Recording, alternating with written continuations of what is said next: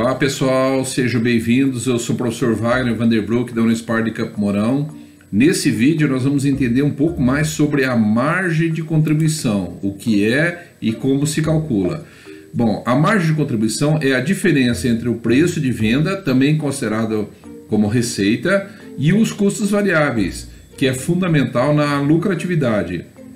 Ele indica se o preço dos produtos é capaz de pagar os custos e a despesa fixa. Vamos a um exemplo.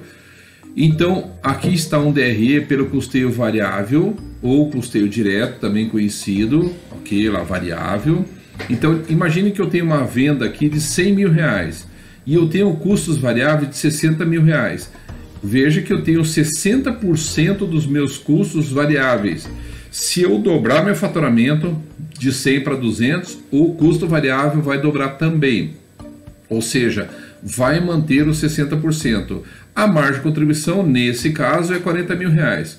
A margem de contribuição, então, é o valor que sobra das vendas para pagar os custos fixos. Veja que essa empresa aqui, então, tem uma estrutura de custo fixo de 50 mil reais. Ou seja, a margem de contribuição não é suficiente para cobrir o custo fixo. Portanto, um prejuízo aí de 10 mil reais. Então, e o que são, portanto, então, os custos variáveis? Eu tenho a matéria-prima. Por que ela é variável? Porque à medida que eu aumento minha produção e minhas vendas, eu mais consumo matéria-prima. Os impostos que incidem sobre as vendas e a comissão. Então perceba que para cada R$1 que eu tenho de vendas, eu tenho 60 centavos então de custo variável. Lembrando que se eu dobrar minha venda, eu dobro todos os meus custos variáveis. Então a matéria-prima será mais consumida, impostos serão mais consumidos e a comissão sobre vendas também, tá? Nesse caso específico, então, a margem de contribuição de 40 mil reais cobre o custo fixo. E o que poderia ser esse custo fixo, então? Então, eu tenho, por exemplo, o aluguel, que pode ser da fábrica ou pode ser da parte administrativa. Ele é fixo porque ele não tem relação com as quantidades. Eu tenho as despesas administrativas gerais. Eu tenho, por exemplo, honorários contábeis. Eu tenho o salário do supervisor da fábrica. Esses gastos já estão instalados na empresa. Então, esses gastos não têm relação direta com as minhas vendas. Então, vamos imaginar o seguinte: e se acontecer um mês que eu não vender nada? O que vai acontecer? Qual vai ser o meu lucro ou prejuízo? Veja que se eu não vender nada, o que acontece com os meus custos variáveis? Eu não tenho matéria-prima, não tenho impostos incidentes sobre venda e não tenho comissão sobre venda. Então vai dar zero. Então meu custo variável vai zerar se eu não vender. Portanto, minha margem de contribuição vai ser zero. Já meus custos fixos, aluguel, despesa administrativa, contador, salário de supervisão, vai continuar, não vai mudar nada.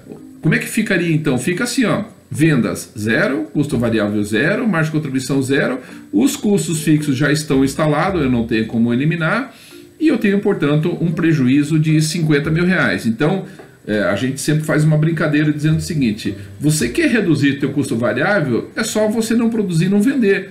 Mas, por outro lado, o teu custo fixo já está instalado, como ele não tem relação direta com a produção, eu teria um prejuízo então de 50 mil reais. Ou seja, não é uma boa ideia deixar de ter custo variável.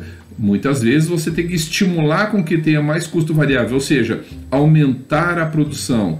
Só que para aumentar a produção, entra numa outra seara que chama-se capacidade de investimento que você tem. Então muitas empresas aumentam muito a produção, querendo sair desse prejuízo, e acaba se endividando. Por quê? Porque ela não tem capital de giro suficiente para aumentar ou para alavancar suas vendas. Mas isso é um outro comentário que nós vamos fazer. Espero que vocês tenham entendido, então, portanto, o que é a margem de contribuição e o que representa, então, essa margem de contribuição para pagar os custos fixos. Então, só lembrando, nós falamos de custos variáveis e custos fixos, conceitualmente. Porém, dentro do custo variável, nós estamos falando pelo custeio variável direto, que é um outro conceito, não é o custeio por absorção. Então, relembrando, custeio variável aqui, estou me referindo então a custo de produção e despesas que são variáveis. Quando eu falo custo fixo, estou falando de custos fixos de produção e gastos lá na área administrativa, que são despesas também. Então, Para esse caso, tudo a gente chama de custos variáveis. Para aquele que é muito purista, mude a terminologia de custos variáveis para gastos variáveis e mude a terminologia de custos fixos para gastos fixos, ok? Nos vemos então até o próximo vídeo. Muito obrigado.